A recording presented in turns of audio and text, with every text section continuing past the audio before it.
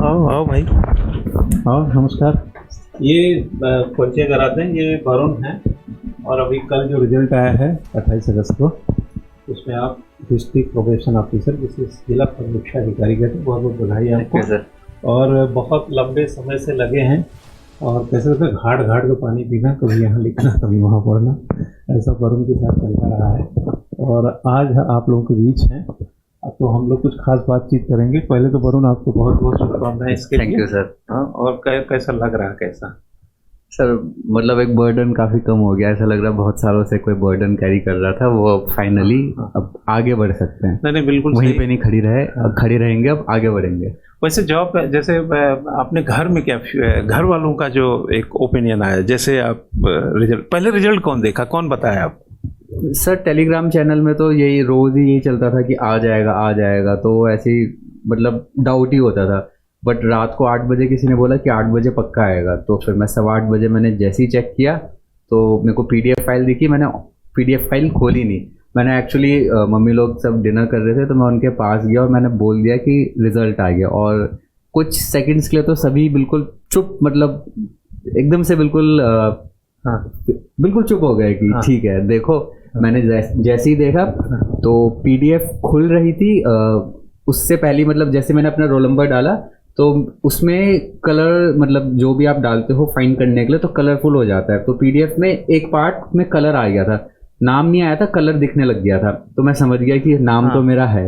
But थोड़ा सा एक सेकंड के लिए वही था कि केस वर्कर में है, जिला परिवीक्षा में है। तो जैसे ही रोल नंबर फिर जिला परिवीक्षा में आया तो मैं जोर से बोला कि हो गया मेरा। तो पापा तो बिल्कुल एकदम से उठकर सीधा गले लगा लिया खाना छोड़कर, और बहुत मतलब बिना आंखों से आंसू गिरे, बड़ा इमोशनल सा मोमेंट हो गया था सर वो। मैं आपको बता दूं कि इधर आ जाइए कि वरुण के साथ एक कंपटीशन भले ही 300 से ज़्यादा सीटों का रहा हो, लेकिन वरुण के लिए केवल 5 सीटों का था। हाँ जी सर, 2 परिवीक्षा की थी और 3 केस वर्कर के लिए और 2 जिला परिवीक्षा अधिकारी के लिए था। यानी कि वरुण का सिलेक्शन अगर 5 सीटों के भीतर कहीं होता है तो ये सेलेक्ट थे, अदरवाइज नहीं। जिला परिवीक्षा जो अधिकारी था उसमें सिर्फ 2 पोस्ट थे, जिसमें एक वरुण को मिल गया और 3 जो केस अधिकारी के लिए, इसी के लिए एलिजिबल थे। तो यह भी एक बहुत बड़ा रिस्क, मतलब ये PCS इनके लिए टुकड़ों में था, कुछ के लिए तो सब जगह था, ये कहीं किसी कोने में 316 समथिंग वैकेंसी थी, 18 वैकेंसी थी, उसमें जो है 5 पोस्ट के लिए इनका संघर्ष था। तो मैं तो इनको, वरुण को अपने इलाके का टॉपर मानता हूँ कि ये जो है प्रयास के भी टॉपर हैं। और आप लोगों को बड़ा सुखद एक जानकारी दूँ कि मेरे सेंटर से बहुत पुराने स्टूडेंट, जो कि उन्होंने मतलब एक प्रकार से कहा जाए कि तैयारी वगैरह को लेकर के काफ़ी लंबे समय से, फिर वो इंजीनियर थे और अच्छे पैकेज और मल्टीनेशनल कंपनीज़ में काफ़ी लंबा काम किया उन्होंने, और काम करते हुए उन्होंने इसी साल ARTO में सिलेक्शन लिया। और वो लंबे समय से जब नेहरू कॉलोनी में सेंटर हुआ करता था तो रेगुलर आके 1-2 साल पढ़े, लेकिन जानते हैं हर कोई आदमी अपना अपना डिसीज़न लेता है। चूँकि वो अच्छे पढ़ने में थे, इंजीनियर थे, तो उन्होंने अच्छे पैकेज के साथ तो चले गए, लेकिन उसमें रहते हुए भी ARTO को में सेलेक्ट हुए। तो ये बड़ी भारी बात है। मैं अभिषेक की बात कर रहा हूँ और अभी फ़िलहाल वरुण की बात कर रहा हूँ। वरुण, थोड़ा सा आप कुछ ऐसा बताइए जो स्टूडेंट इंस्पायर हो, क्योंकि देखो हम कई बातें तो हम जान रहे हैं कि क्या कहा गया है, क्या सुना गया है, क्या किया गया है। ऐसा कुछ अपनी राइटिंग से जुड़ी कुछ बातें बताइए कि क्या इम्पोर्टेंस जो है राइटिंग का, और मुख्य परीक्षा में आपने क्या क्या ध्यान दिया? सर, आई थिंक पढ़ाई तो अपनी जगह इम्पॉर्टेंट है ही कि आप कितना पढ़ रहे हैं, बट ये बहुत ज़्यादा इम्पॉर्टेंट है कि आप पेपर में जितना पढ़ा है आप उसका कितना % लिख पा रहे हैं, किस तरीके से लिख पा रहे हैं, कितनी स्पीड से लिख पा रहे हैं, आपकी वर्ड्स आपने क्या चूज़ कर रखे हैं, और आपकी हैंड राइटिंग कितनी है। हर चीज़ आपको एक साथ साइमल्टेनियसली बैलेंस कर कर चलनी है। तो आई थिंक राइटिंग का तो इसमें सबसे ज़्यादा इंपॉर्टेंस है, क्योंकि आप जितना लिखेंगे आप उतना ही लिखते लिखते सोचना भी शुरू कर देंगे। आप सीख जाएंगे कि लिखते लिखते सोचते कैसे हैं और फ्रैक्शन ऑफ सेकंड्स में आपको कैसे इम्प्लीमेंट भी करना है। तो बेस्ट तो मतलब एम्फेसिस तो आई थिंक राइटिंग में ही सबसे ज़्यादा है। और मेरा जो स्लोगन है, आपने कभी मेरा पोस्टर देखा तो लिखना ज़रूरी है, ये मेरा स्लोगन है। और मैं चूँकि स्वयं इस सब में थोड़ा शामिल रहा हूँ लिखने पढ़ने में।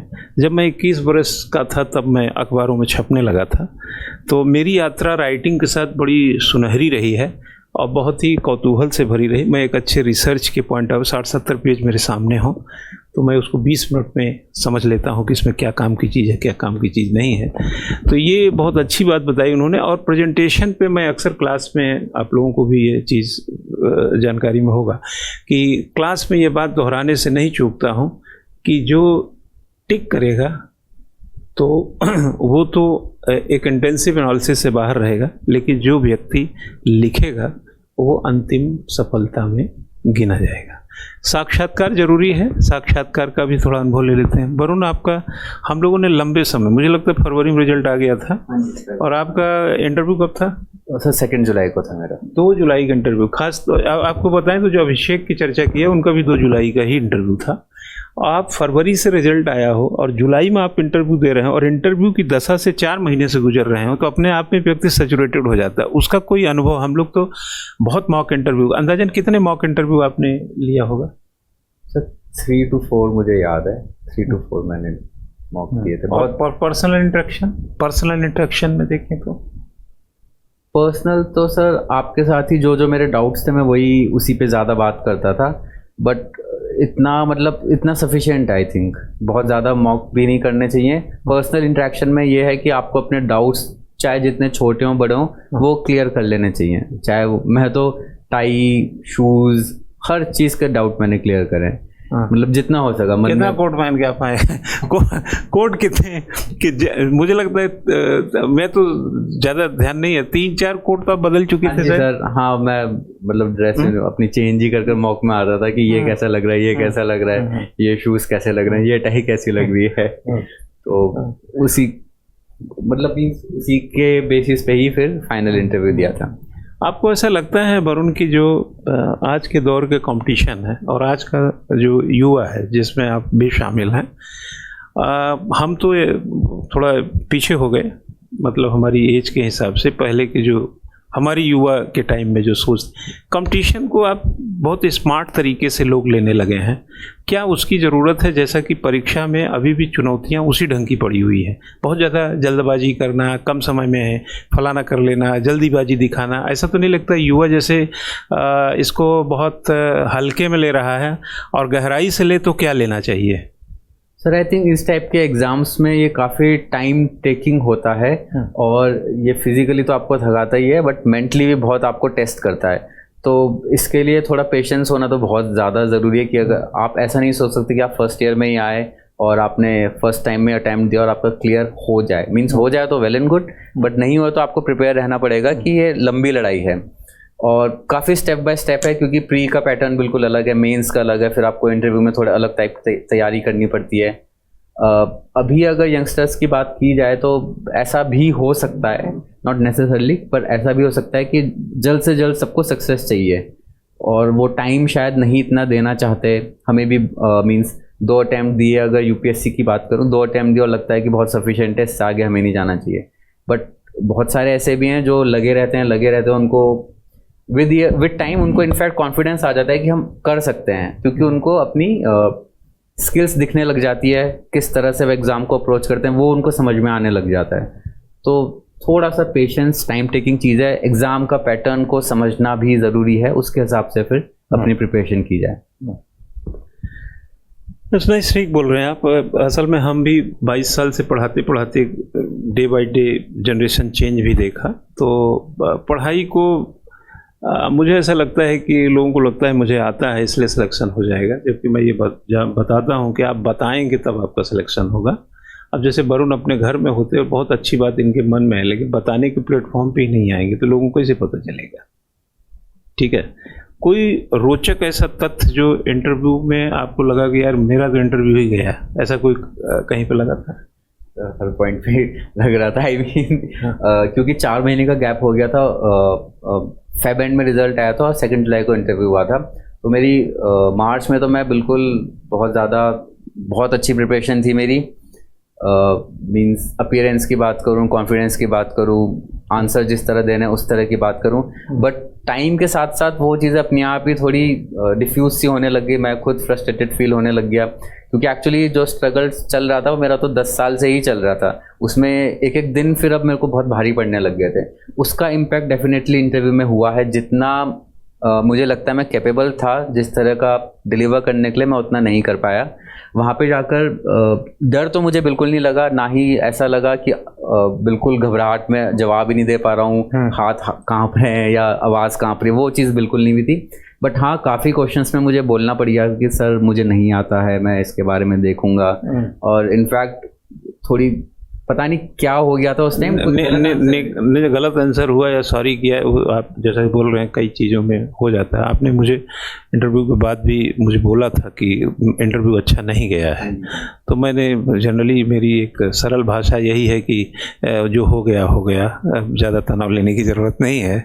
और मैं आपको बताऊं कि मेरे अनुभव में रहा है कि आप बहुत अच्छा जज इसलिए नहीं कर पाते क्योंकि आप अपने प्रति इतने स्वार्थी होते हैं कि अच्छे जजमेंट में नहीं जा पाते हैं, क्योंकि हर व्यक्ति डरा रहता है।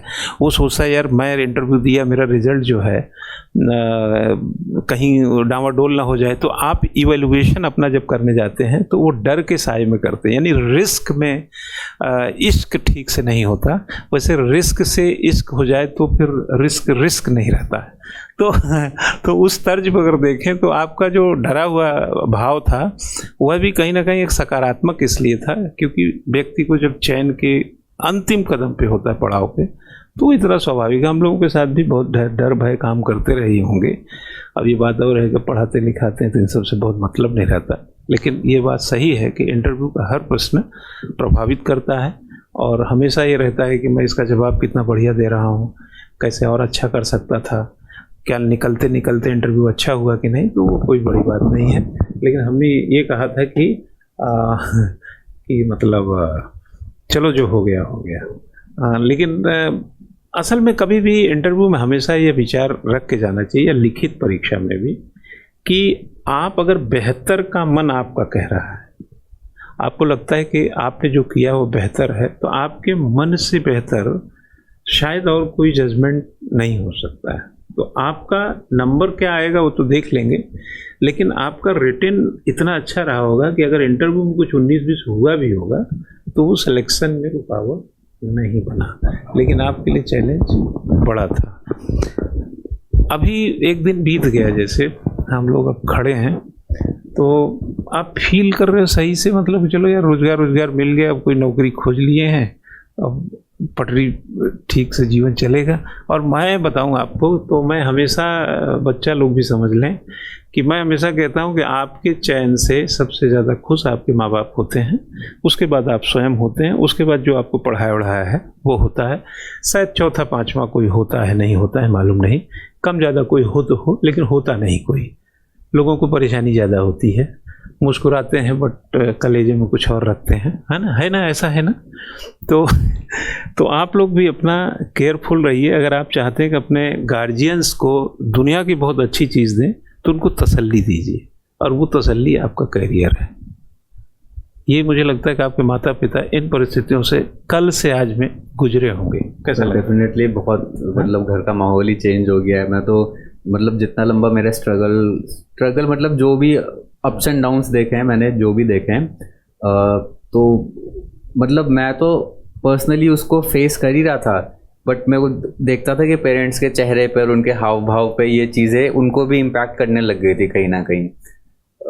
कोई पूछता था कि बच्चे क्या कर रहे हैं, लड़का क्या कर रहा है, तो उनके लिए जवाब देना थोड़ा मुश्किल हो जाता था, वो नहीं टैकल कर पाते थे। मैं तो टैकल कर लेता था बट वो नहीं टैकल कर पाते थे।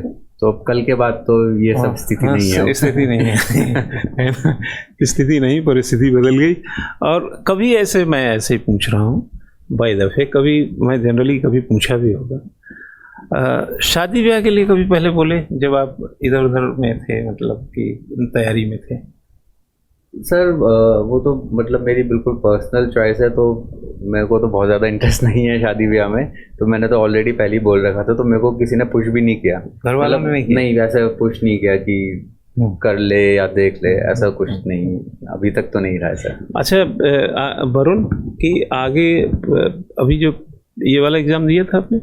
सर उसमें नहीं, ये अपने हाँ नहीं हुआ प्रीलिम्स में? हाँ सर नहीं। कितने नंबर सही थे? सर पता नहीं, मार्क्स एक्चुअली मेरा नेचर नहीं है कि मार्क्स वगैरह में मैं याद रखूं, मार्क्स देखूं, मेरे को नहीं, मेरा यही मतलब होता है कि हुआ या नहीं हुआ। मैं यहाँ पर आप लोगों को आगाह कर दूं कि ये कोई बड़ी बात नहीं होती कि एक परीक्षा में पूरी तरह प्री मेन इंटरव्यू में सफल होना और नेक्स्ट में प्री में भी नहीं होना, यह अच्छे खासों के साथ होता है। क्योंकि हर परीक्षा, अगर आप ये समझ रहे हैं कि आपने मेन पास कर लिया, इंटरव्यू पास कर लिया, अब अगली बार हर बार की गारंटी होगी, तो ऐसा कुछ भी नहीं है। अगर आप हर परीक्षा के साथ उसके हिस्से का न्याय नहीं करेंगे तो थोड़ी सी इसी तरीके के नतीजे कम ज़्यादा देखने को मिलेंगे, है ना। कोई बात नहीं, आपका तो मतलब मैं समझता हूँ, हालांकि हो गया होता तो आप फिर से मेंस देते, शायद आगे के लिए एसडीएम वगैरह के लिए ट्राई करते।